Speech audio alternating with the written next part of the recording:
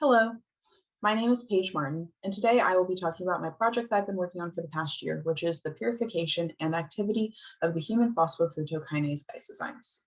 Phosphofructokinase is a critical enzyme in the process of cellular metabolism of carbohydrates.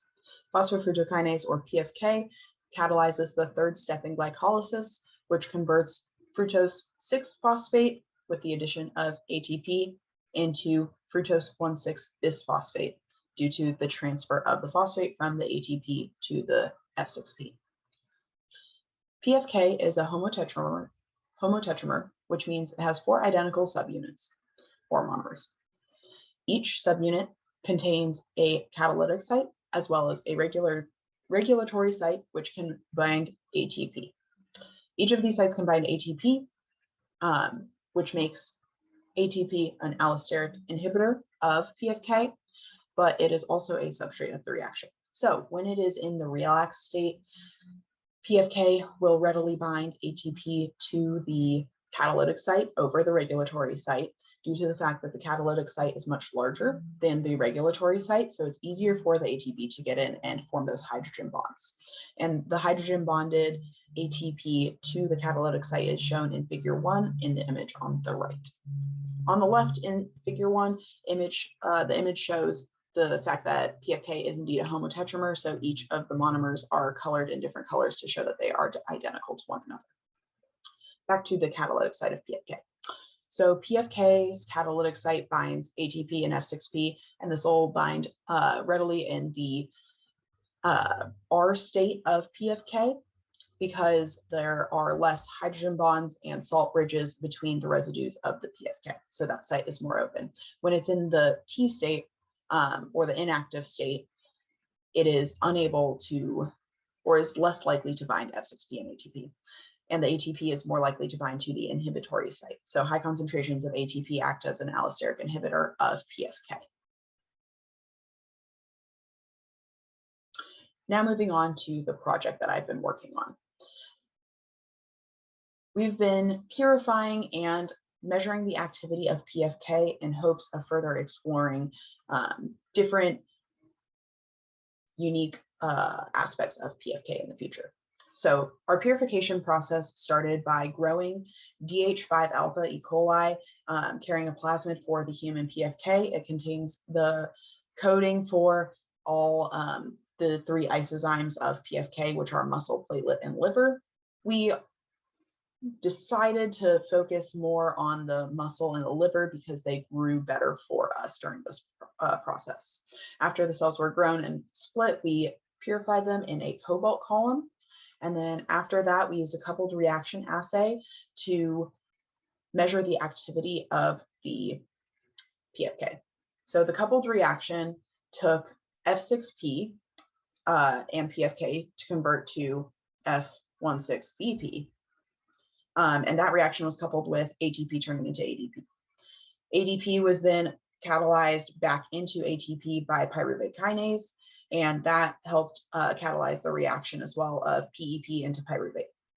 The pyruvate then was converted into lactate by LDH, and then that LDH also took our NADH and turned into NAD+. This coupled reaction was necessary and is also outlined in figure 2 on the left.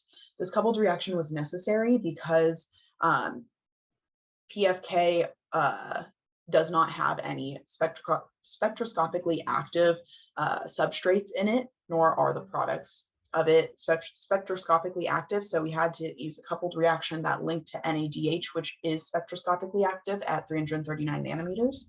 So the conversion of NADH into NAD+ created the ability for us to measure absorbance as a way to determine the kinetic ability of PF. The graphs in figure 3 show the results of our coupled reaction assay, and there were time points taken at 0 minutes, 10 minutes, and then also at 48 hours, but due to the size of the graph, those were removed. But at 0 minutes to 10 minutes, it shows that there is some activity because the absorbance decreases from 0 minutes to 10 minutes. And this happens in the positive control and both elution fractions that are shown on this screen. The different colored dots correspond to different concentrations of F6P. It is our understanding that increasing the concentration of F6P should also increase the amount of reaction that can occur, since it is a substrate of the reaction. So increasing F6P from A1 to B1 to C1 should have the same effect on slope. So we want a more negative slope each time to confirm activity. In this case, if you look at figure 4, this shows the slope between the 0 and 10 minutes, so the change in absorbance over time. And this confirms our theory that first, the absorbance should be going down. A negative slope shows us that. Second, that our slope should be increasing in magnitude as we increase the concentration of F6P. And from A to B to C, concentration of F6P is increased. And as you can see in columns 1 through 5, the magnitude of the slope does increase as well. So this suggests that we likely have some activity of our PFKM. Following these results, we ran an SDS Paige gel as well to confirm that PFK was in charge of the activity that we were seeing and converting the NADH to NAD+, as opposed to something else that can push ATP to ADP instead of PFK, because there are lots of things that can do that. But it was confirmed in an SDS Paige gel that there's likely something around 80 to 85 kilodaltons, which is the mass of PFK.